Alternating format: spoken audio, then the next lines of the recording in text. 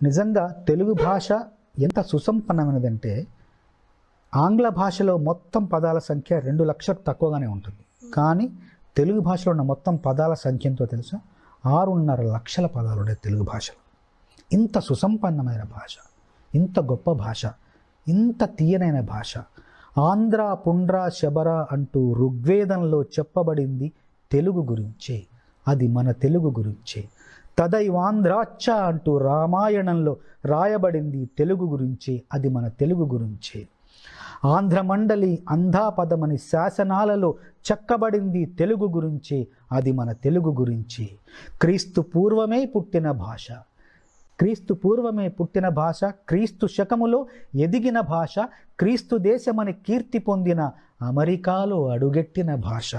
అతి ప్రాచీనం తెలుగంటే, అత్యాధునికం తెలుగంటే. అన్ని భాషల పదాల పాపల, అన్ని భాషల పదాల పాపల హక్కున చేర్చుకు లాలించిన తల్లి భాషరా తెలుగంటే. మన తల్లి భాషరా తెలుగంటే అని ఒక చోట నేను రాశాను. ఇంత గొప్పది తెలుగు భాష. అన్య భాషా పదాలన్నీ కూడా చేర్చుకుంది మన భాషలో. అందుకోసమే జీవ భాష అయింది. జీవభాష, సజీవ భాష, లేదంటే మృత భాష అయిపోయేది.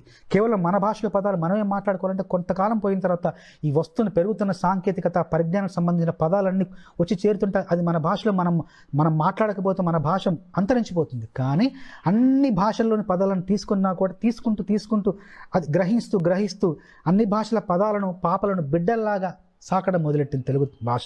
అందుకోసం జీవభాష అయింది.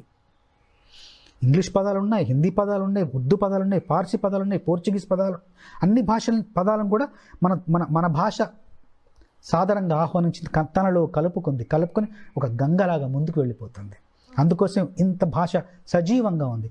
ఈ సజీవ భాష తెరమరుగు కానివ్వకూడదు. మనందరి బాధ్యత.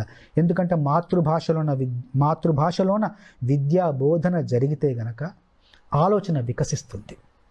ఆలోచన వికసిస్తుంది.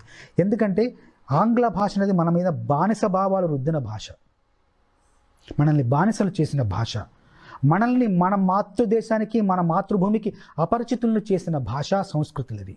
నేర్చుకోవడం తప్పు కాదు. పరభాషా జ్ఞానాన్ని సంపాదించు, కానీ నీ భాషలో నువ్వు సంభాషించు. నేర్చుకో, ఆంగ్లం నేర్చుకో, హిందీ నేర్చుకో, తమిళం నేర్చుకో, ఇంకోటి. కానీ మన భాషను మాత్రం మర్చిపోకూడదు.